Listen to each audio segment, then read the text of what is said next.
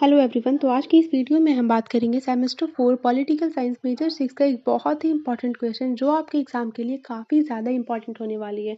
तो आइए स्टार्ट करते हैं। तो क्वेश्चन है, examine the powers and position of the British crown. तो ब्रिटिश क्राउन का पोजीशन और पावर के बारे में हमें पढ़ना है।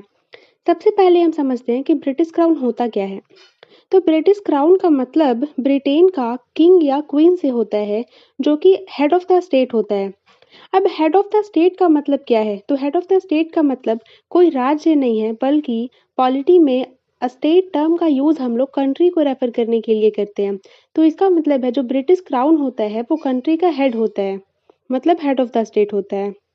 जैसे हमारे इंडिया में प्रेसिडेंट है, तो हमारे इंडिया में प्रेसिडेंट जो है वो हेड ऑफ द स्टेट है। ब्रिटेन में कॉन्स्टिट्यूशनल मोनार्की होती है, जिसका मतलब है कि किंग और जो क्वीन होता है वो रूल नहीं करते, बल्कि कॉन्स्टिट्यूशन और कन्वेक्शन के अकॉर्डिंग काम करते हैं। इसका मतलब है कि किंग अपनी मर्जी से कोई भी डिसीजन नहीं ले सकता, जैसे वो लॉ नहीं बना सकता अपनी मर्जी से, या फिर वो गवर्नमेंट को अपनी मर्जी से नहीं गिरा सकता। यहाँ पर क्राउन सिर्फ नॉमिनल अथॉरिटी होता है, मतलब नाम का पावर होता है उसके पास। जैसे जितने भी लॉज होते हैं वो किंग के नाम पर पास होते हैं, लेकिन डिसीजन प्राइम मिनिस्टर लेता है। रियल पावर्स प्राइम मिनिस्टर और कैबिनेट मिलकर एक्सरसाइज करते हैं, मतलब एक्चुअल डिसीजन मेकिंग उनके हाथ में ही होती है। क्राउन के पावर्स मेनली कस्टम्स और कन्वेंशन पर बेस्ड होते हैं। जैसे हमेशा मेजॉरिटी पार्टी के लीडर को ही प्राइम मिनिस्टर बनाया जाता है। इसका मतलब है कि ये जो है हम समझ सकते हैं कि ये एक कस्टम है, मतलब ये एक प्रथा जैसी है जो बहुत टाइम से चलते आ रही है कि प्राइम मिनिस्टर वही बनेगा जो मेजॉरिटी पार्टी का लीडर होगा। अब अगर हम बात करें position of the British crown, तो ब्रिटिश क्राउन का पोजीशन क्या होता है? तो ब्रिटिश क्राउन का पोजीशन बहुत ही डिग्निफाइड होता है। डिग्निफाइड का मतलब है बहुत ही रिस्पेक्टफुल होता है, जिससे किंग को पब्लिक सेरेमनी में बहुत ही हाईएस्ट रिस्पेक्ट मिलता है। साथ ही ये पोजीशन सिंबॉलिक और सेरेमोनियल होता है।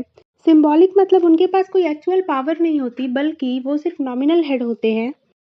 सिंबॉलिक का मतलब है कि उनके पास मेन पावर नहीं होते, मेन डिसीजन मेकिंग जो है वो प्राइम मिनिस्टर और कैबिनेट मिलकर ही करते हैं। जैसे पार्लियामेंट का ओपनिंग करना, किसी भी राजदूत से मिलना या फॉरेन डिग्नेटरीज का वेलकम करना। क्राउन नेशनल यूनिटी, ट्रेडिशन और कंटिन्यूटी को रिप्रेजेंट करता है। मतलब गवर्नमेंट चेंज होते रहता है, पार्टी चेंज होते रहता है, लेकिन जो क्राउन है वो हमेशा सेम रहता है।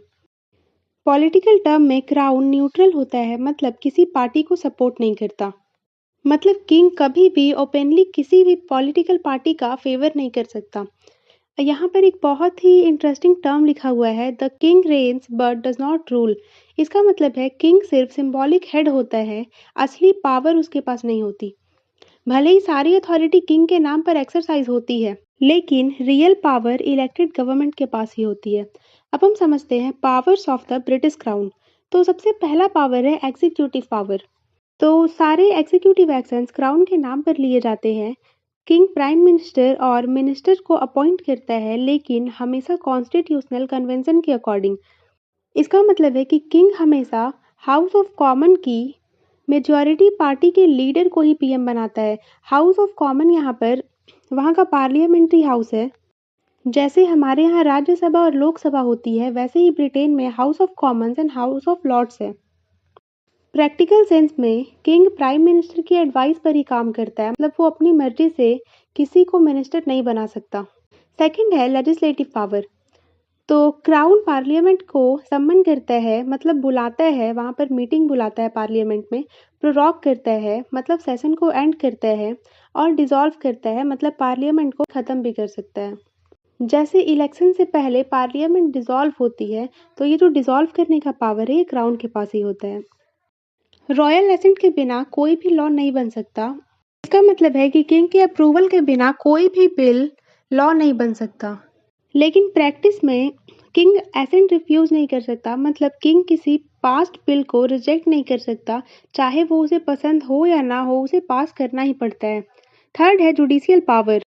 तो जुडिशियल पावर में जस्टिस क्राउन के नाम पर दी जाती है, मतलब जितने भी कोर्ट जजमेंट होते हैं वो क्राउन के नाम पर ही दी जाती है। किंग्स के पास पार्डन, रिप्राइव और कम्यूटेशन की पावर होती है। पार्डन मतलब वो सज़ा माफ़ भी कर सकता है। रिप्राइव मतलब होता है कि वो टेम्पररी रिलीफ दे सकता है उसे, मतलब अभी के लिए वो रोक सकता है सज़ा को फ़िलहाल के लिए। कम्यूटेशन मतलब सज़ा को कम करवा सकता है, तो ये सब चीज़ों की पावर होती है उसके पास। जैसे अगर कोई क्रिमिनल है, उसे किसी क्राइम के लिए डेथ की सज़ा दी जा रही हो, तो क्राउन के पास पावर होती है कि वो डेथ सेंटेंस को लाइफ इम्प्राइजनमेंट में बदल दे। मतलब जो डेथ की सज़ा थी, जो फांसी की सज़ा सुनाई जा रही थी, वो उसे जीवन भर की कैद में बदल दे। फोर्थ है मिलिट्री पावर। तो क्राउन आर्म्ड फोर्सेस का सुप्रीम कमांडर होता है। मतलब आर्मी ओथ जितने भी शपथ लिवाए जाते हैं आर्मी को, वो किंग के नाम पर होती है। सारी मिलिट्री अथॉरिटी फॉर्मली क्राउन में वेस्टेड होती है, लेकिन एक्चुअल कंट्रोल गवर्नमेंट के पास होती है। जैसे अगर वॉर का डिसीजन लेना हो तो ये प्राइम मिनिस्टर और कैबिनेट लेती है, किंग नहीं ले सकता इसे। फिर है डिप्लोमेटिक पावर। तो डिप्लोमेटिक पावर में हम समझ सकते हैं कि क्राउन एम्बेसडर अपॉइंट करता है और फॉरेन रिलेशन में कंट्री को रिप्रेजेंट करता है। ट्रीटीज ट्रीटीज क्राउन के नाम पर साइन होती है, लेकिन एक्चुअल डिसीजन कैबिनेट लेती है। जैसे फॉरेन रिलेशन में अगर कंट्री को रिप्रेजेंट करना हो तो ये क्राउन का काम होता है। क्राउन एम्बेसडर्स को अपॉइंट करता है। ये ट्रीटीज क्राउन के नाम पर ही साइन होती है। जैसे जितनी भी ट्रेड ट्रीटी होती है वो कैबिनेट डिसाइड करता है, किंग का काम बस उस पर साइन करना होता है। अब हम देखते हैं नेचर ऑफ क्राउन्स पावर। तो इसकी जो पावर होती है, क्राउन की जो पावर होती है, उसके नेचर को समझते हैं।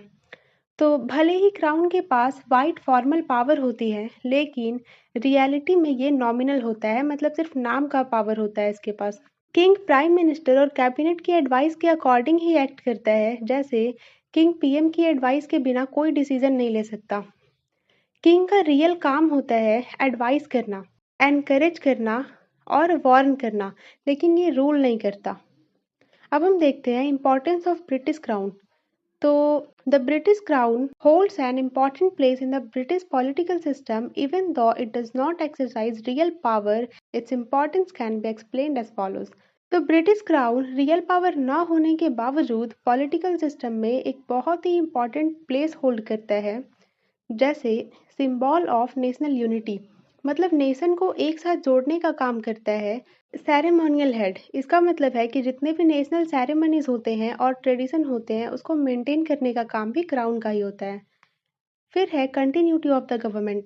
तो गवर्नमेंट चेंज होती रहती है, लेकिन जो क्राउन है वो परमानेंट होता है।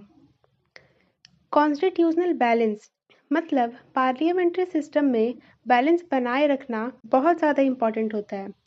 फिर है एडवाइजरी रोल, मतलब जो क्राउन होता है प्राइम मिनिस्टर को मॉरल गाइडेंस देता है। फिर है पब्लिक रिस्पेक्ट एंड लॉयल्टी, इसका मतलब है जितने भी लोग हैं वो क्राउन को रिस्पेक्ट करते हैं, जिससे नेशनल आइडेंटिटी स्ट्रांग होती है। अब अगर बात करें कंक्लूजन की, तो the British crown occupies a position of great dignity and respect but not real political power. तो ये कहा जा सकता है कि ब्रिटिश क्राउन की पोजीशन बहुत ही रिस्पेक्ट और डिग्निटी से भरी होती है, लेकिन रियल पॉलिटिकल पावर नहीं होती। क्राउन नेशन की यूनिटी और कंटिन्यूटी का सिंबल है, जबकि असली पावर प्राइम मिनिस्टर और कैबिनेट एक्सरसाइज करते हैं। इसीलिए बिल्कुल सही कहा जाता है, the crown reigns but does not rule. मतलब क्राउन राज तो करता है, लेकिन शासन नहीं करता, रूल नहीं करता। तो इसी के साथ हमने इसके आंसर को कवर कर लिया है। So if you like this video, subscribe for more.